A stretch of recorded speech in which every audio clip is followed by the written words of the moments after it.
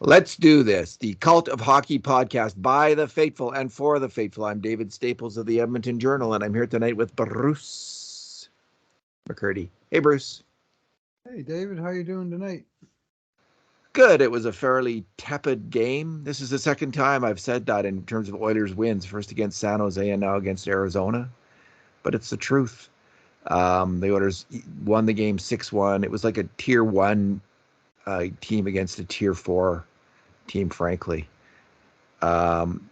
Arizona, I think, is the worst team in the NHL, and they certainly looked it tonight. The grade A shots were 17-5 for the Oilers. When it came to 5 alarm chances, it was 7-3 for the Oilers.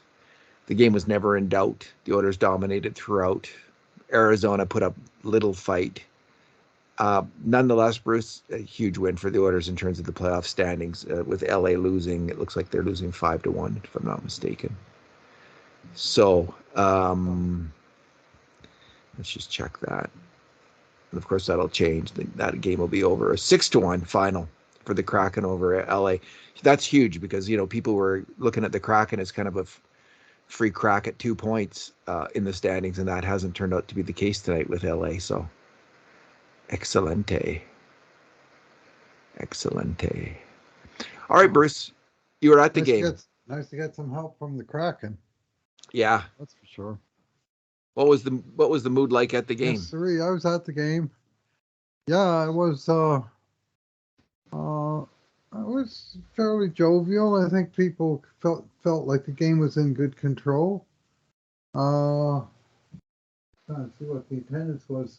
15,237. I have a seat in the upper bowl with my mini pack, right behind the visiting team's net. So I see the Oilers attack for 2 periods, and I'm looking right over the goalie's shoulder, right up the ice. Get a great view of the depth of the game from there. And what I saw was that Edmonton had a lot more depth than Arizona did, and they controlled large segments of that game, out shooting the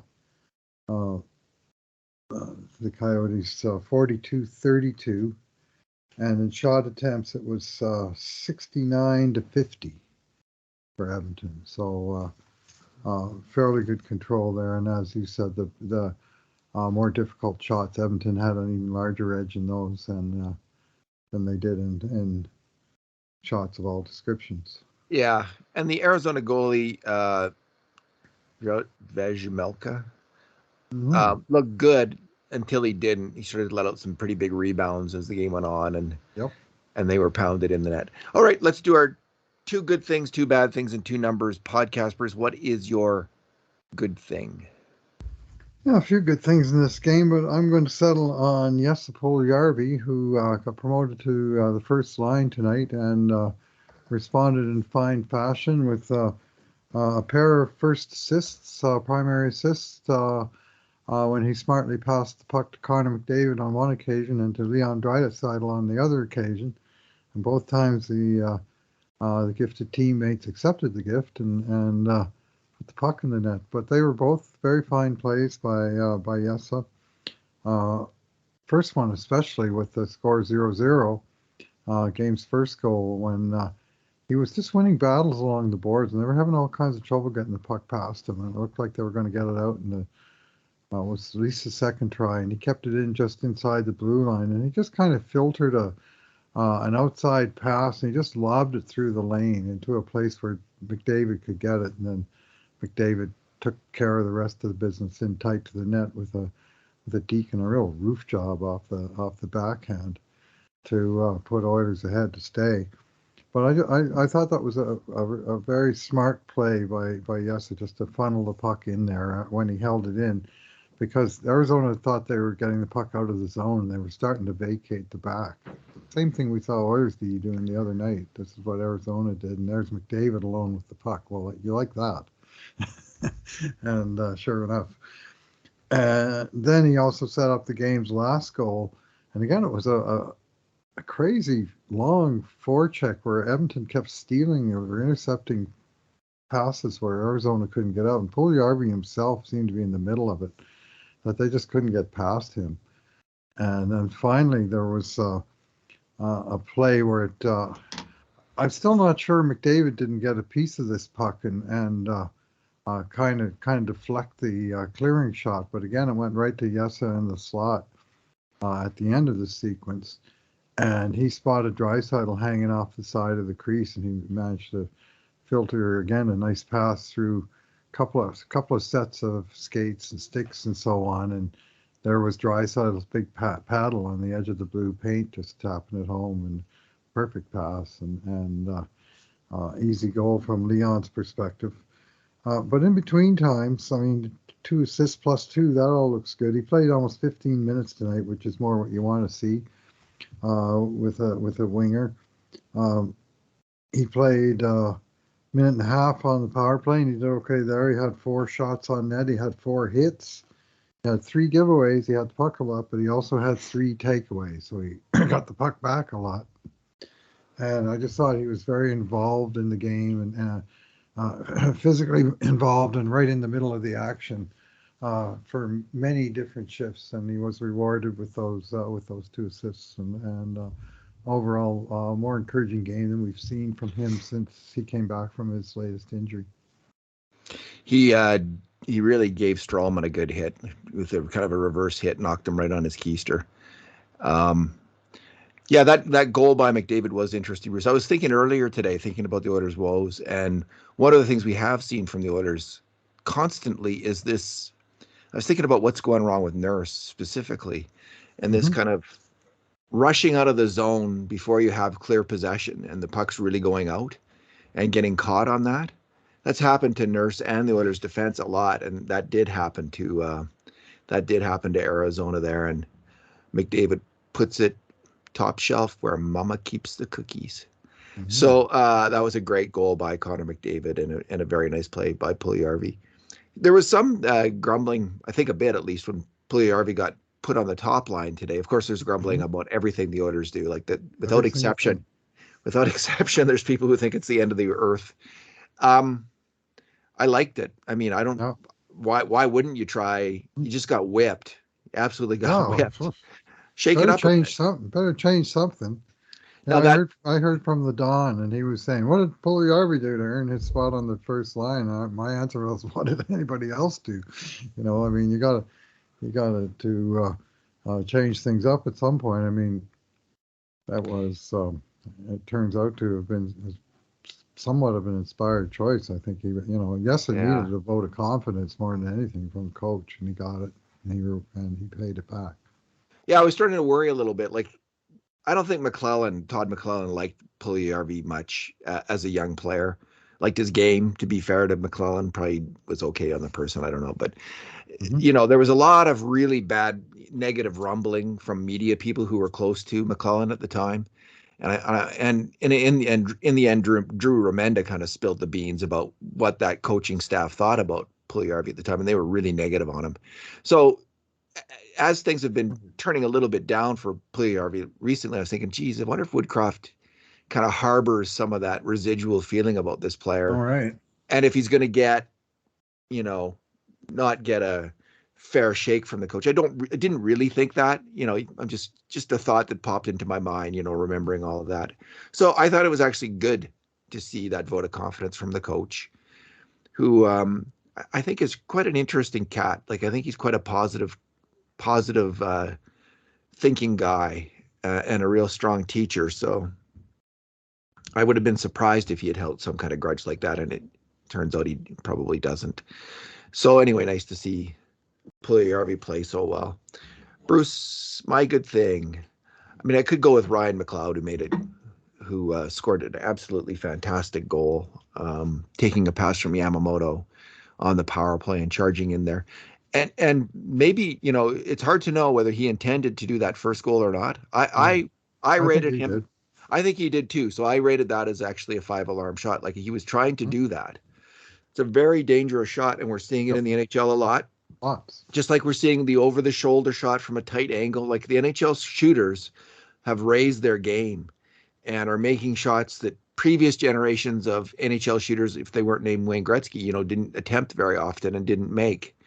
So, but they're becoming commonplace. So McLeod did have a great game, and I gave him an 8. But I gave an 8 to Leon Draisaitl as well. And his game really starts picking up. I think it's early in the second on the power play. He gets set up by McDavid, and it's just a total espo of a shot that Draisaitl gets from the shot on the power play. He's in the slot, and it's people draped all over him, and he gets a fast, hard shot on Vejmelka.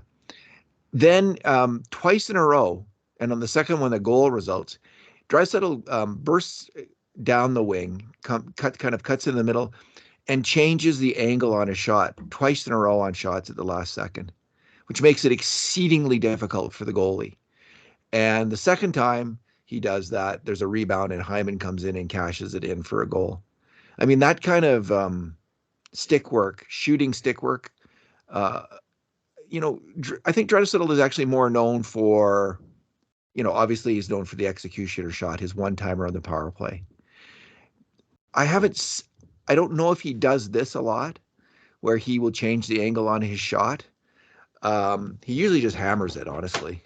But there's a chance, if he starts doing this all the time on these shots coming down the wing and changing the angle like this, if this is a bit of a new trick, maybe you have a more memory for him doing this constantly, but I actually don't. But we see this from a lot of NHL shooters. We saw it from Duchesne of Nashville. We saw it from McKinnon of Colorado. Some of the best goal scorers do this consistently. Draisaitl can do whatever he wants with the puck. He's a magic player. And this just seemed one more trick from his tool bag. I got a cat going crazy here in the corner over here. I don't know what's going on. Oh, I can hear that. Yeah, I think that there's something outside our window, maybe a coyote or something. Yeah. Then, of course, Draisaitl takes a nice pass from Puljujarvi and just puts it in the net. And he says, you can lip read, he says, nice pass to Puljujarvi, which is high praise coming from the master himself on making nice passes. A great game from Leon Draisaitl. He scored his 48th goal of the year. Good for him. What a great game. I'm just going to go. Yeah, he's on fire. Eight goals in his last 5 games, scored at least 1 in every game. It's up to 48 on the season, and it seemed like he was overtaken, and Matthews had left him for dead about a week ago, and now all of a sudden they're back tied, and it's Matthews that's getting the cheesy empty netters to try and keep up, I guess Austin Matthews may not win a few weeks ago, they were pushing hard for him to win the MVP award. They wanted him to put on the crown. He's having a pretty good year, I have to. He's great. And he is a hell of a hockey player. Yeah. But I think if the Oilers make the playoffs, it'll be McDavid, would be my bet, Bruce, for MVP. Maybe, did McKinnon get off to kind of a slow start? Man, that guy is a good hockey player, Nathan McKinnon.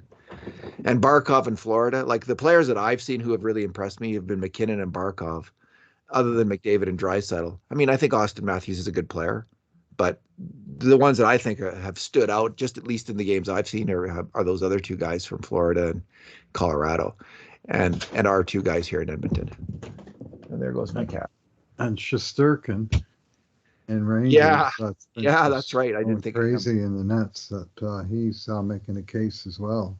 It's a little early actually on it, like because it's a close race, I think. Huh? So they were holding that victory parade in Toronto, but guess they need one badly. All right, Bruce. What is your bad thing? Yeah, my bad thing. The one Oiler line that didn't have it going tonight was the line of the newly put together line of Ryan Nugent-Hopkins with Derek Brassard and Josh Archibald, who got moved up to right wing on that line, and they just didn't seem to have any flow going on. Like they were. Archibald was throwing his body around as he does. He had 6 hits in that game, but no shot attempts. Brassard had 1 shot attempt that was blocked. Nuge had 1 shot on net, and it may well have come on the power play. Because when they were on the ice, the shots when Brassard was on the ice was 8-0 for Arizona. 8-0. and 7-0 for Archibald. So that was the one line. Like, and you're not necessarily going to get all four lines going on a nightly basis, but this was one night where the other three lines were all going fairly good. And I mean the line with McLeod and Fogel and Ryan was that they were terrific. But this one line just was I think struggling a little bit tonight, and there just wasn't the chemistry there that they had in the previous game. Of course, they had Puljujärvi on the line, and he was replaced with Archibald, and that did not improve that line. Let's put it that way. Yeah.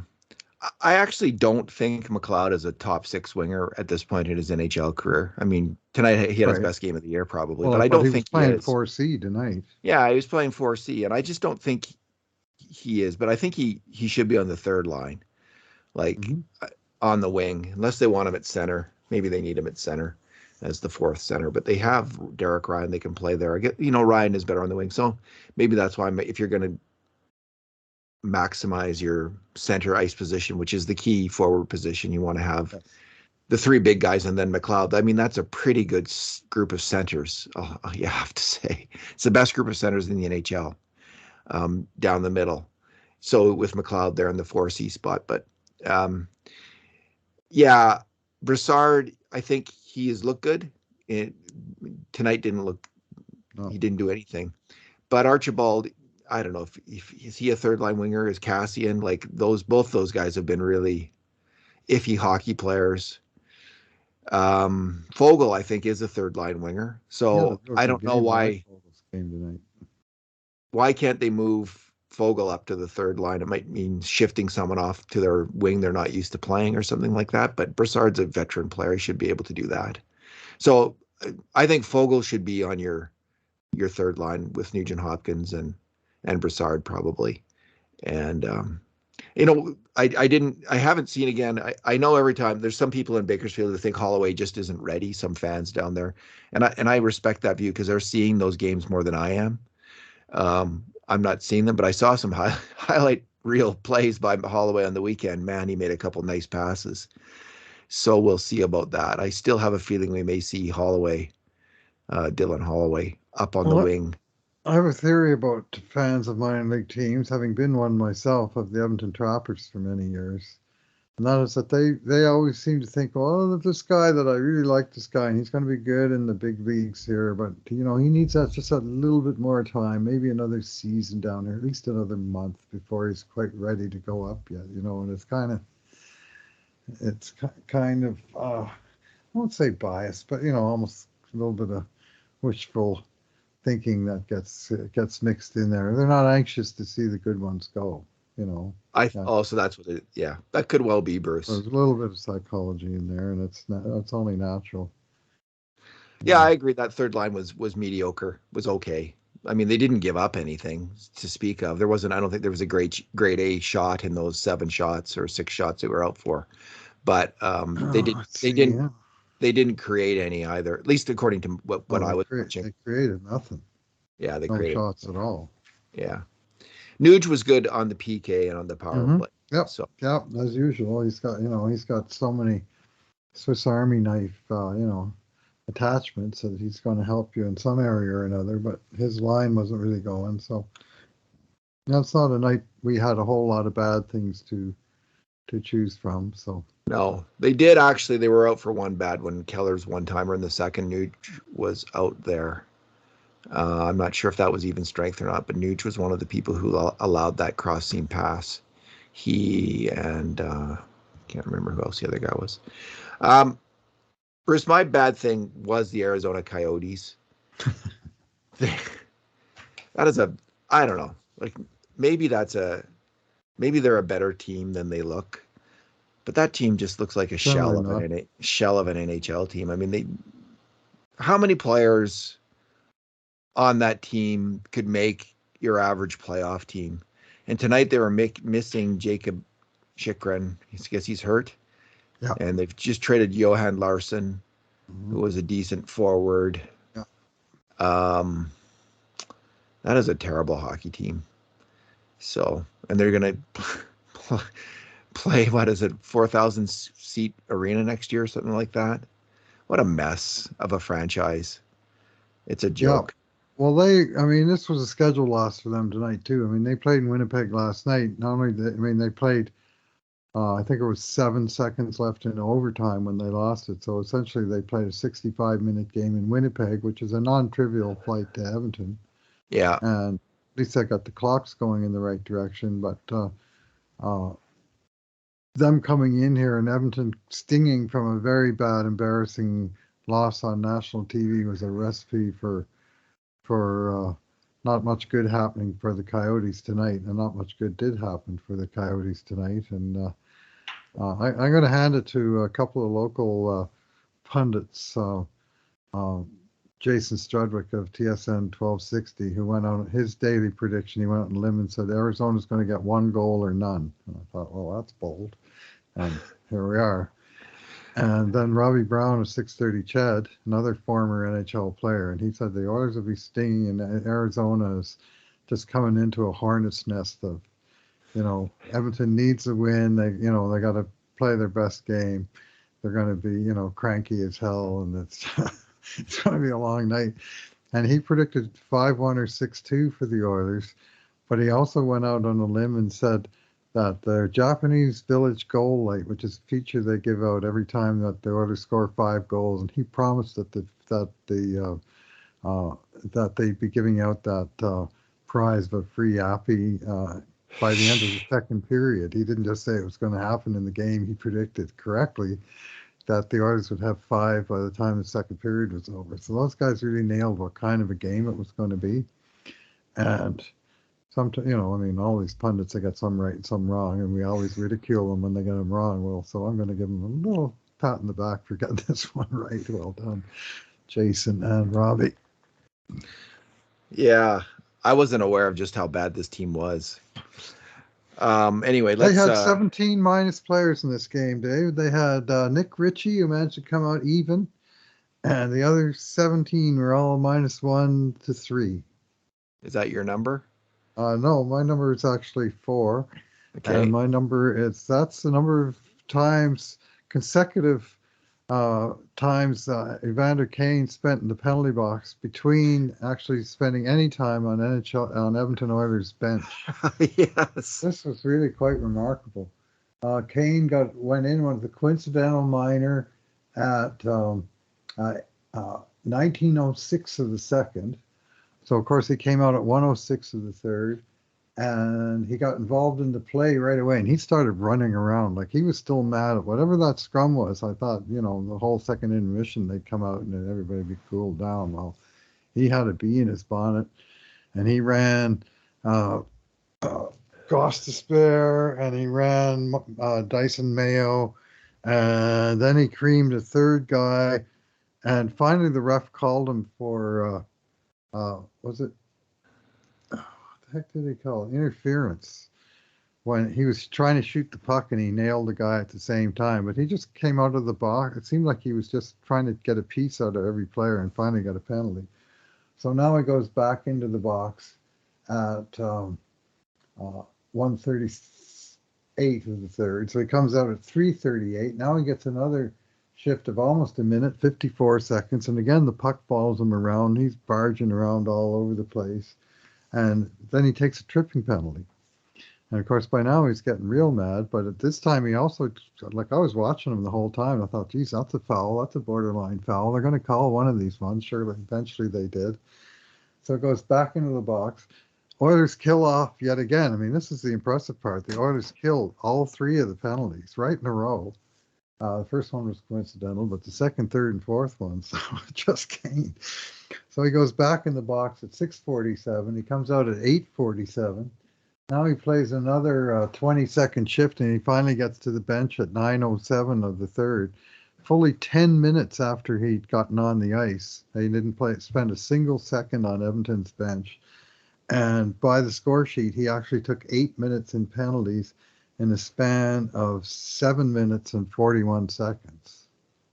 So seems impossible. Of course, he didn't serve the 8 minutes until after 9 minutes and 41 seconds, but still, he spent like about 80% of his time in the penalty box on just this consecutive thing. And by the fourth one, the fans were booing, but geez, he tripped the guy. He stuck his stick right in this guy's skates, and he went down. And I didn't think the ref had any choice there. And I mean, like I say, it came out of the box, and I was watching like a hawk because it looked like he was just looking to get. So it was kind of nice to see uh, uh, that degree of passion from the guy, but he needed to rein it in a bit. And you'd think, well, sooner or later they're going to score on the power play, and then he's going to go to the bench with the skate of shame, and he's going to sit there for a while.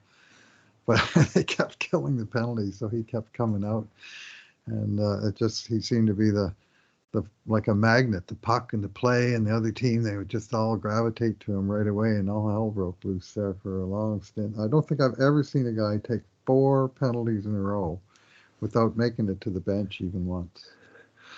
I don't think he deserved the first two, honestly. I'm not sure what he got the first one for, because if it was for the hit, if it was for the hit on Keller, Keller was falling down to the ice, and it looked way worse than it was. Okay. Kane missed him with the hit. Oh, right, yeah. Kane I saw that. He pretty much missed him with the hit. There's a replay of the that. whole Arizona team reacted as if he had plastered Keller. And then that carried over into the third, where they were coming after him and he was coming after them. And you better be, I'll tell you what, if you're coming after Evander Kane, you better be ready to go, because he's ready to go. And he absolutely obliterated Cam Dineen with a hit, right, when he got that penalty. And I don't think he deserved it. He was going hard to the net, and Dineen's coming the other way, and they smashed. He was shooting the puck at the time, I thought, and there was like a collision as opposed to him. Hyman actually got they were both, Kane was kind of jamming at it, and Hyman, I think, actually got the shot. But it was a marginal penalty. He really hit that guy, though. Did he ever hit that guy? That was a Mark Messier kind of moment of intimidation, where Kane had a chance to hit someone, and he did, and he obliterated the player. I like Evander Kane's game, Bruce. And the funny thing is, Arizona, not only did the Oilers kill off those penalties, Arizona did not get one grade A shot that entire time when he was in the penalty box. So it's not like the Oilers were hurting through that sequence. So 2 Mark Messier moments in the game then, because he got one by Kane, and the McLeod, the quick deke on the breakaway, where he went back forehand to backhand, and then as he was coming across, he just quickly stuck it in between. As soon as the goalie opened up, he just did the quick, sort of half deke instead of going all the way across with the puck. He just quickly opens them up and sticks it through the legs. Messier used to do that a ton, and it was really hard to stop at his speed. And of course, McLeod's got an equivalent level of speed. When the guy's going fast, the goalie, he's either opening up to go with him, or he doesn't get over there. So if you got the wherewithal to sort of do the half deke and shove it through the 5-hole, it's going to work. And that goal really reminded me of Mark Messier, who did that a lot. That goal was created by McLeod's speed, because it wasn't a fancy deke at all, but it was just, it happened so fast. He was in there, just boom, so fast that it happened. And if McLeod takes the puck to the net like that, he's going to have success in the NHL. So good for him for doing that tonight. Bruce, my number is 34. That's the average of number of NHL games, career NHL games played by 4 of the 6 defensemen of the Coyotes. Mayo, Capobianco, Dineen, and Kolyachonok, I think his name is Kolyachonok. And listen, these guys, 1 or 2 of them may become adequate or good NHL players in time, but you're not going to win a lot of games. And we were talking earlier, like the Oilers had this situation early in the year when they had sure did. They had Niemelainen and Lagesson and Broberry and who else in the lineup? Bouchard in the lineup all at the same time.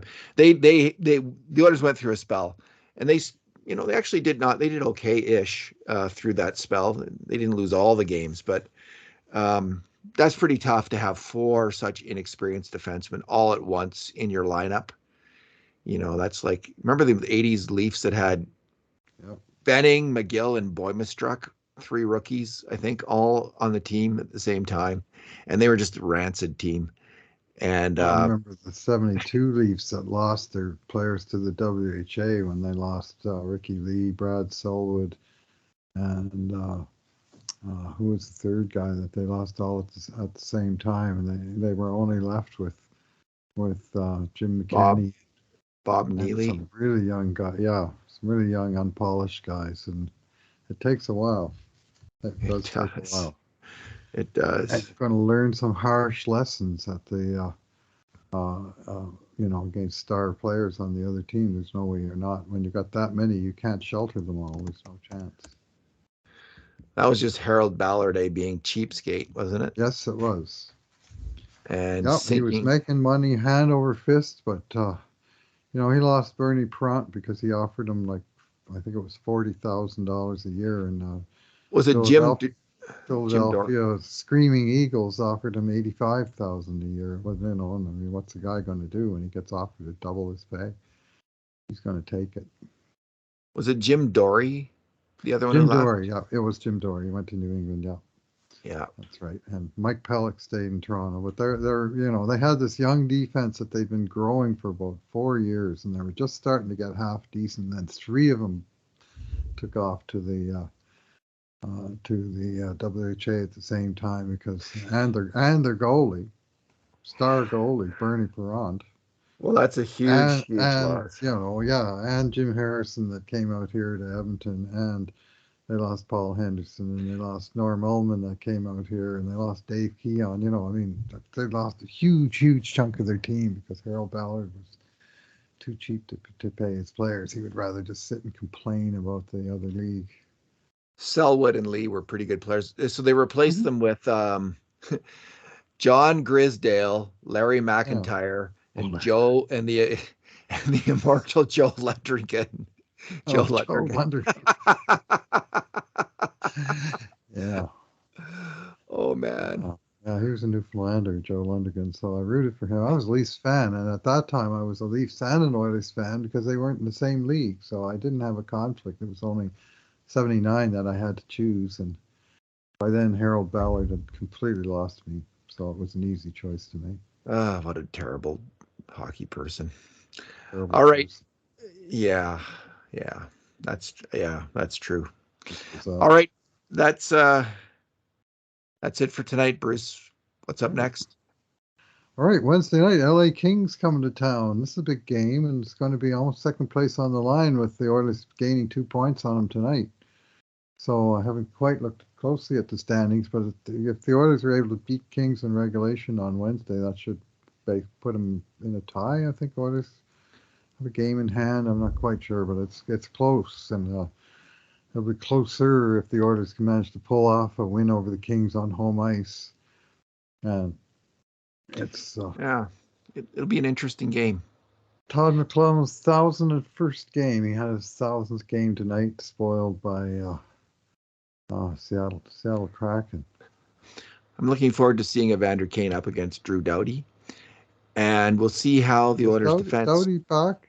Is he not playing? Oh, maybe he's not playing. I'm not quite sure. It'll be interesting to see also. Like the Kings are a big physical team, and the Oilers have now this kind of fast, non-physical defensive unit. And Kulak adds to that.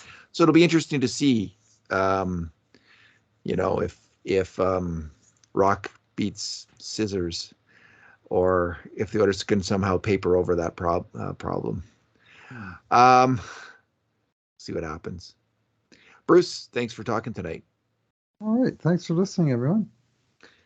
And in the meantime, and in between times, this has been another edition of the Cult of Hockey podcast.